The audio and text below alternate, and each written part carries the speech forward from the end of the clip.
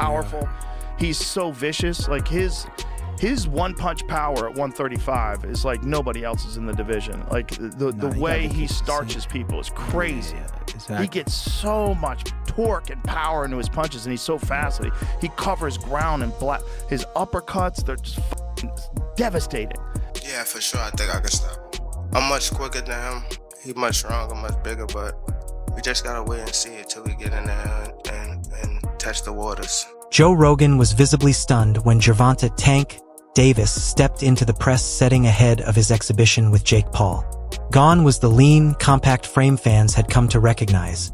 In its place stood a more formidable version of Davis, heavier, sharper, and carved with power. Rogan, a man who's seen elite athletes at their physical peak, couldn't help but react with genuine surprise. It wasn't the look of a man preparing for an exhibition.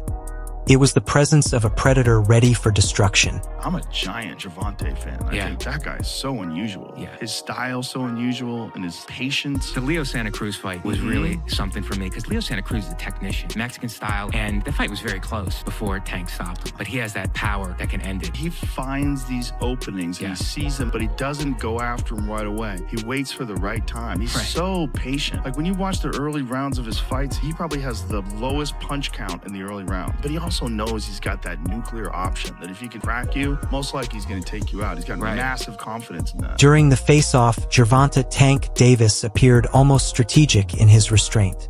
He didn't puff his chest or flex under the lights. Instead, he kept his stance calm, his arms casually crossed or angled to partially obscure his frame. A subtle move that seemed deliberate. It wasn't insecurity, it was control.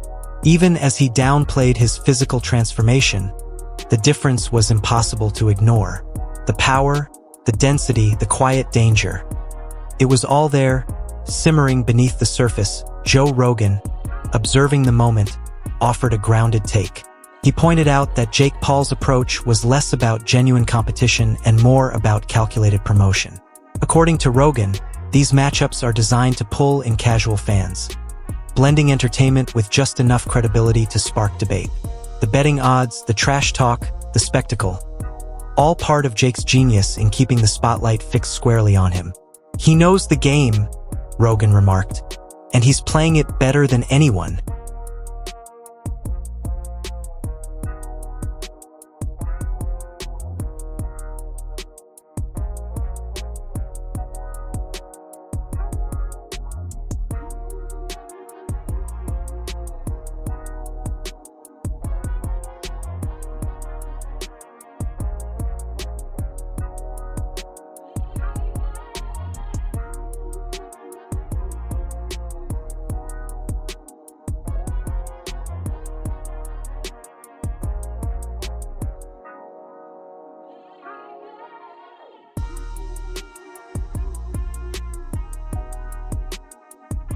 Gervonta "Tank" Davis is stepping into unknown territory, a lightweight king at 135 pounds, now facing Jake Paul at a shocking 195. That's 60 pounds heavier. A leap no one saw coming. Jake's a natural cruiserweight, built for power. Tank's built for speed. Now the question is, can precision survive power? Because this fight isn't just size versus skill, it's logic versus legacy. That was Jake Paul promoting it. You know, it's just doesn't bother me. There's compromising the sport, and that's like bad. It's just like if I bet on it, it watching bothers the fuck out of me. Watching it with people who are so in on it, and then also man, the sports betting apps, they introduced like chat apps in them in Australia, so it's like they're trying to take the place of social media companies where you go together and you meet your friends. Like betting should be exciting enough without having a weird. They're just trying to draw you in. Thing. They're just trying to make money, right? So they're trying to draw you in any way they can. Yeah. Because of the size difference, this exhibition won't follow standard rules. Both fighters will wear 12-ounce gloves, heavier than what Davis normally uses at lightweight. We're yelling so much about him fighting somebody your size. His next opponent is by far the most credentialed guy ever fought actively in his prime. There's one problem. He fights at 135 pounds. He fights at 135. Davis's trainer, Calvin Ford, expressed concern about the change, noting that heavier gloves may reduce damage slightly, but also affect timing, punch feel, and defense. The Jake Paul versus Tank fight is getting really weird. Gervonta looks scared for his life because the rules are out. They're crazy. Oh, so everyone thought that the fight was at 190. Instead it's at 195, and this weight difference is scaring the life out of Little Tank. Over 10 3-minute rounds. The next dispute comes with the gloves. Little Tank is used to fighting in 8-ounce gloves. Baby glove. This fight will be in 12. Hands might be too small. Also, Tank just fought in a 12 3-minute round fight against Roach. Yes, and now he's fighting in 10 3-minute rounds, which isn't too bad. Well done, Jake. Exhibition though, can he win? Yes, he can actually win. It will be overlooked by 3 sanctioned judges. So he can actually still win and knock him out. But here's the trick. It's body punches only. And there's a reason. That's because Tank said, look, this is a bit unfair. I don't want to punch up. I want to punch at my head height. Where does it fall? At Jake Paul's belly. Oof. So apparently we've heard there's no knockdown rules, but aside from that, it's a pretty well-rounded fight. Oh yeah, and there's some drug testing involved. But Jake Paul for the win. Eddie Atlas reacted to the Jake Paul-Gervonta Davis face-off, pointing out the massive size gap. He joked that Tank would need a ladder to reach Jake's chin, adding that while skill differences are normal in boxing, this size mismatch is simply too extreme. My only concern is, the gloves. You understand what I'm saying? Because we don't fight in 12-ounce gloves. We don't use 12-ounce gloves. That's training gloves, you know what I'm saying? I'm like, that's 2 pounds away from Jake. He fights in 10s.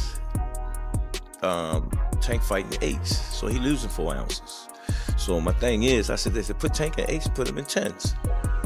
That makes the fight more interesting. You know what I'm saying? And we'll go from there because I understand.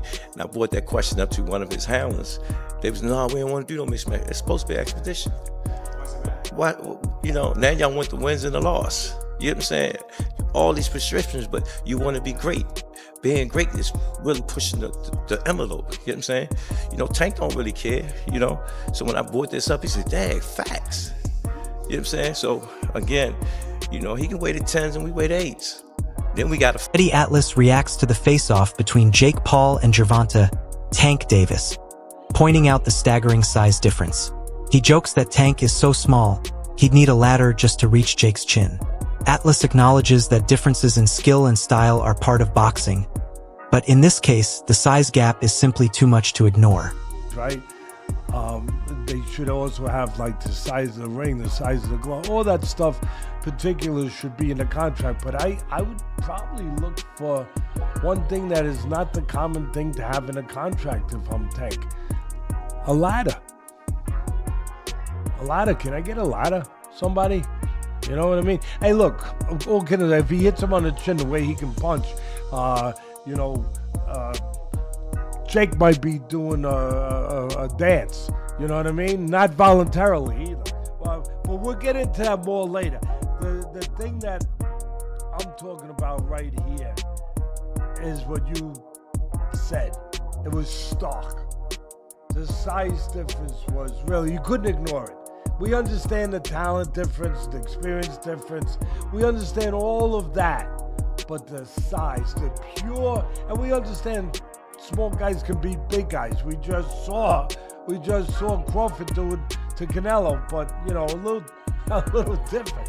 The size difference was, it was eye-catching, jaw-dropping, and it made me think. And I'm gonna ask Richie, our man here who's doing all the taping, who does such a marvelous job. I'm gonna ask him because I know he's an expert in this area. But it reminded me of one of the Rocky movies where they had the face, where they did the wrestling thing with Rocky and Hulk Hogan, AKA Thunderlips. He was Thunderlips back there.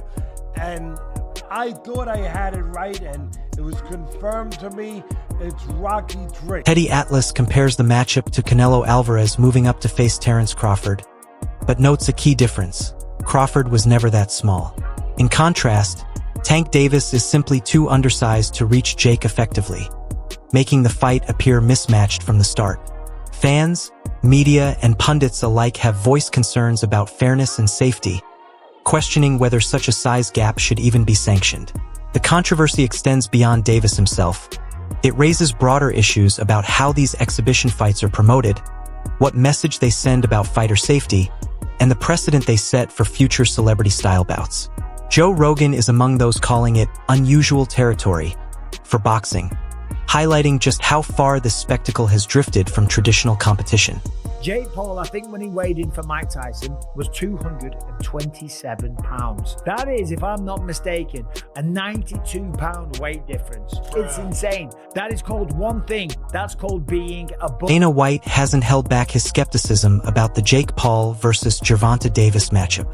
He's accused Paul of cherry-picking opponents, arguing that if Jake truly wants to prove himself, he should fight someone his own size.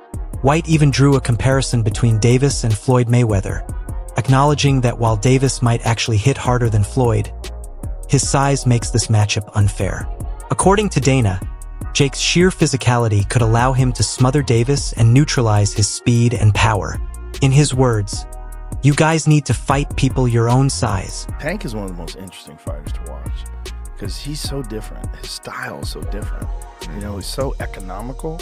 Like, he puts pressure on guys without throwing too many punches, and then he starts to figure holes out, and the way he can explode and move in with one shot, my God. Yeah, he very explosive. He's very explosive, and man, he be cracking them dudes. Hey, he be putting them to sleep. Just cracking people. Yeah. And he has so much confidence in his power. So much confidence in his power. You know, he just, in his mind, he know it's a matter of time before I catch you. Yeah. And that's the thing with Tank, you know, these fighters. You gotta be aware 15 rounds. I know you're going 12, but you gotta think you're going 3 more, because one slip, one mistake, and it's over. Yeah. You know, so hats off to Tank. You know, he's a great, talented fighter. But again, he haven't faced the top elite fighters in his division. Right. You know, so we want to see Tank against, you know, somebody his size, you know, at the elite level. Yeah. And I believe he'll do good, because, you know, he got the skills, the power, he got the ring IQ to do good, but we haven't seen that yet. Yeah, he's also wild. He's a wild fella, so he's fun to watch. You know, he's just a crazy dude. You know? Yeah. Coming from Baltimore, man, I think that's just his upbringing as well. Yes, for sure. He's just so unique in his approach. Like, you know, he doesn't fight like anybody else. Joe Rogan has long expressed deep respect for Gervonta "Tank" Davis, not just for his talent, but for his journey through boxing's ranks. After Davis's knockout win over Rolando Romero, Rogan hailed him as a rising superstar, praising his rare mix of power, precision, and showmanship. Following Davis's bout with Ryan Garcia, Rogan doubled down on his admiration, describing Davis as quietly terrifying. A fighter who starts measured, almost calm, yet carries an ever-present threat of devastating damage with every move he makes. Like that Ryan Garcia one, Gervonta Davis caught him with that left hook to the body. People were saying that he quit. No. He never been hit in the liver. Oscar De La Hoya quit the same way with Bernard Hopkins. With the same thing. Same body shot. Same left body shot. And he tried to come, and he tried to take a step out that corner and not the front of his foot even moved. He just went down. He was like, man, this is it. And if you get kicked to the body. Oh my God. A kick to the body is so goddamn devastating, especially a spinning back kick. You could literally pick someone up in the air. It's like they get hit by a car. Any kick to that. It's really something to see a kid who has nothing, born into extreme poverty, become a world champion, like Gervonta Davis. Yeah. It's an inspiring story. It is, and it's great for everyone because it gives you fuel. Like, for a person who's coming up in life, even if you're not a fighter, you see what someone's gone through, and you see the success that hard work has created. Right. And it can be a roadmap for your own life. There is growing speculation that Gervonta Davis plans to retire following his upcoming exhibition against Jake Paul, with financial security reportedly being the key motivation. Davis has openly voiced his disillusionment with boxing, calling the sport dead and criticizing its lack of loyalty. His longtime trainer, Calvin Ford, confirmed that Tank chose the Paul matchup over more competitive rematches purely because the payday was far greater. Beyond the money, it appears Davis has simply grown weary of the physical, emotional, and mental grind that comes with elite boxing. Recent remarks from him suggest exhaustion and frustration, a man ready to walk away. Davis has hinted this will be his final appearance, saying he wants to step out of the spotlight and focus on family, peace, and life beyond the ring. Go band for band on what you make. Again, there's nothing wrong with Tank going to get his money, but let's all be clear that that's all the fight is for Tank. He's telling you without telling you that he's fighting Jake just because he's getting $40 million. So when we talk about boxing being dead, Tank has to line up at the front of the line. I can't blame him, but don't throw around, oh, boxing's dead and people switch sides and all of that. You chose not to be great. That's it. You chose not to be great. Stuff like that, choices like that will kill boxing. For sure. On a competitive level, it won't kill it on a business level. On a business level, until people run out of interest in these kind of matchups, it'll do well. On a competitive level, choosing not to fight the best will kill the sport. So maybe it's better if people like Tank aren't in the sport. And I don't even say that because I want that to be the case. I think Tank is ridiculously talented, but you can't want a fighter to fight more than what they want to. You can't. Tank fans or Tank people that like Tank and think he's one of the best, you can't want it for him. And then Shakur came back with, that's how I know you soft. I can't even go back and forth with you soft ass. You rather pop to me on social media than get in that fire and get embarrassed. I get it. Peace and blessings upon you, cuz. He says, the people got your chest out so bad. You talking like you a killer, forgetting that you the one that runs, bitch. I'll be bring the fight to you. This dude, a made-up character. Quote, blessings upon you. Clown-ass dude, wanna be Kevin Gates. Oh my goodness. I mean, here's the thing though. You can't say that stuff about Shakur if you're not willing to fight him. This is the point I think that we're going to come to today, is that Tank can say all this stuff he wants, but if you're not willing to fight Shakur, then none of it means anything anymore. Even if you believe that Tank is going to knock him out, even if you believe that Shakur's a runner, or that he's not in the trenches, or he's not a boxer that's willing to bring the fight, or whatever, none of it matters. You're talking from the sideline because you won't fight him. Meanwhile, actor and martial artist Michael Jai White joined the conversation, asserting that no matter how well Jake Paul performs or how much attention he generates, he can never be regarded as a legitimate boxing champion. White drew a clear line between exhibition or crossover bouts and official title fights sanctioned by recognized boxing bodies. His comments echo a broader sentiment shared by many professionals and purists, that Paul's ventures belong more to the realm of entertainment than authentic competition. In doing so, White's remarks further underline the skepticism surrounding the credibility and sporting legitimacy of this matchup. Do you think that Jake Paul could win a legitimate boxing title? No, no, because he's so far behind someone of his equal age who's been doing it for a very long time. He started very late. That's why I applaud exactly what he's doing. I think he should be doing exactly what he's doing. If he fought a legitimate, top 10 cruiserweight, I will shut the if he's able to fight an actual contender of the top 10. That would be astonishing if he can get to that point. If he beat anybody in the top 10, that would be, to me, the greatest thing he's ever accomplished. Yeah, because historically he's fought old men. I think he's done it the right way, because there's a possibility where a 50-year-old Anderson Silva might be able to beat him. Who thought he was going to beat Tyson? I really thought, oh, Tyson's just going to go to the body and just punish his body, because I thought that that's what would win him thing, but he did not do that. I think it makes for a good matchup. He's made for great spectacle. Commentator Showbiz noted that despite the unusual nature of the matchup, public intrigue alone could drive record-breaking viewership. Yet, Tank's recent hints about retiring have stirred uncertainty among fans, raising questions about whether the fight will even happen. The tension only deepened after Tank and Shakur Stevenson traded heated words on social media, each challenging the other's credibility and skill. Their back and forth has blurred the line between sport and spectacle, fueling both drama and anticipation. In a world where boxing meets entertainment, this feud adds one more unpredictable twist to an already volatile story.